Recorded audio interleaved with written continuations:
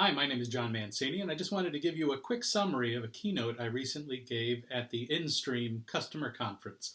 For more information on InStream, go to instreamllc.com. So I am known as, I wear two hats. I currently do a lot of the market research work for AIM, and I was the CEO there for a long time. I also work in an independent consulting organization as well. So the data that I'll talk about today, there's a couple of public data points from some of the AIM surveys, and then also quite a few from some private surveys that I have done on RPA and HR and RPA and finance. So let's go on a little ride here, and I'll give you a summary of the keynote I gave. So the first point that I wanted to start with is we are clearly in disruptive times when you look at the changes that are going on in technology. And yet it's increasingly hard for organizations to get the inertia to move forward, to change their behavior. And I came across this blog post by Tim Harford, the underground economist, and he talked about a phenomenon that I think we all have to think about as we think about how organizations respond to these disruptive times. And his observation was that during the 2014 London tube strike, obviously folks had to change their commuting patterns. And I commuted a long time down to Washington, D.C. I know many of you commute long distances. And I think we could all agree that one thing that goes on is that we don't like those patterns disrupted. And so you were forced to change behavior, forced to adjust during the tube strike. And the interesting thing is that when they studied the patterns after the fact, 1 in 20 kept their new routes. They had been totally confident that the way they were going to work, the way they were doing business was exactly the right way to go, and yet changed when forced to, changed when confronted with a random shock. And that's what's going on right now when it comes to business disruption caused by digital technologies.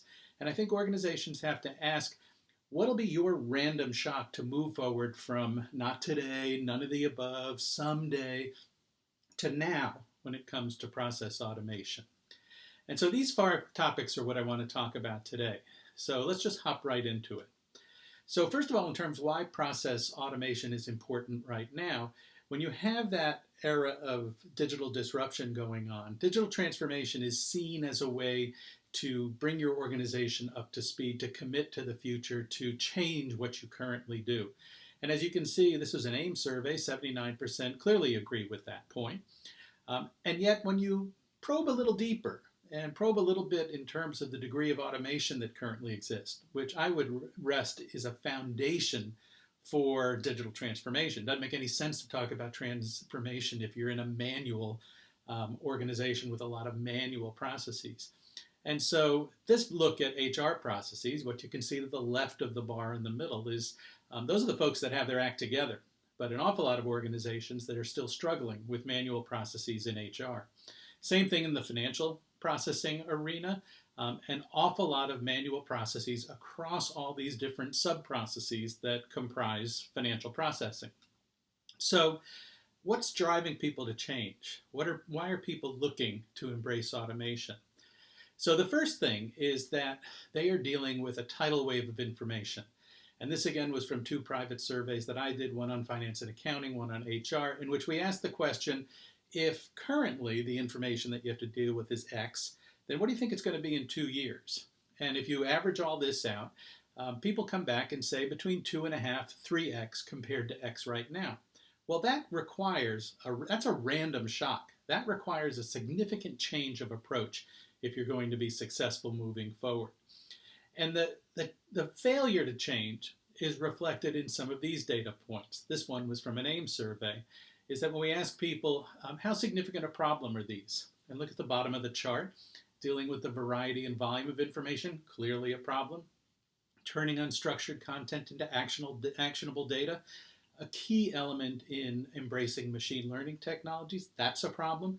And at the very top, that's really one of the cores, is this question of easy integration of capture and content technologies into line of business applications. Clearly something that troubles organizations moving forward. And so when you think about obstacles to automation, they really center around this question, first of all, the volume of information, But then when we probe a little further and we ask, what's your best guess for the percentage of all HR information assets that is unstructured or semi-structured? On average, this turns out to be 60%. So that points to that problem of dealing with the variety of information. It's not just information, it's not just data that's in the rows and columns of a database. It's all that messy, unstructured stuff. It's all those things like application files and TIFF images and JPEGs and audio files and video files that comprise a huge part of the problem that organizations face. When we ask this in the financial context, again, you can see, 7 out of 10 organizations have trouble dealing with non-standard documents and invoices in their financial processing. And so when you look around and you think about, okay, we know we have to change. We know what the business drivers are for change. We see the obstacles to change. How can we go about this and think about this a little differently? And so what it basically comes down to is that organizations realize they have to modernize in order to meet modern problems. This again was from an AIM survey. But this point is really critical, I think, as you start to think about this. And this is a bridge to talk about RPA a little bit, is that organizations don't like the monolithic BPM and ECM model anymore. They want to break it apart into process services and content services. And so as you think about this, RPA is a good example of a technology. An awful lot of conversation about this in the marketplace right now. But the bottom part of this Deloitte slide is really what RPA can help organizations get their arms around very quickly, is all that manual micro stuff that goes on at the knowledge worker level that is so frustrating, so debilitating, so time consuming. And RPA technologies are clearly a way to get at that manualness that still exists in organizational processes. So the last thing in terms of key strategic goals of your process automation efforts. And again, when you look at this from an RPA perspective, clearly there's a payback, a very quick payback to intelligent automation within the finance arena. These kinds of ROI periods for enterprise technologies are very, very unusual. But the payback gets beyond that. It gets back to when you automate processes, how does it affect the way an organization is positioned, the way an organization operates in terms of responding to digital transformation? And so as you think about this, RPA has fundamentally impacted the way we approach process improvement. It has increased the engagement and satisfaction of our staff. Those are the kinds of things that you want to get out of your process automation investments, not just RPA, but all of those process automation tools in order to truly transform. So as I think about this, just a few final reflections.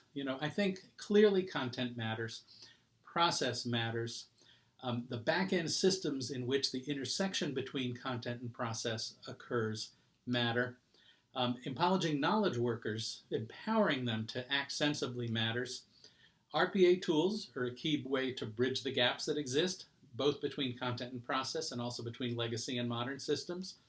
And lastly, customer experience is in the eye of the beholder, and so have a flexible and dynamic approach to customer experience. If you'd like more information on this, you can get it from me at johnmancini at contentresults.net. Be happy to send you these 2 white papers. So that's a little summary of the keynote that I gave at InStream. And if you'd like more information on InStream, go to instreamllc.com. Thank you so much for the time.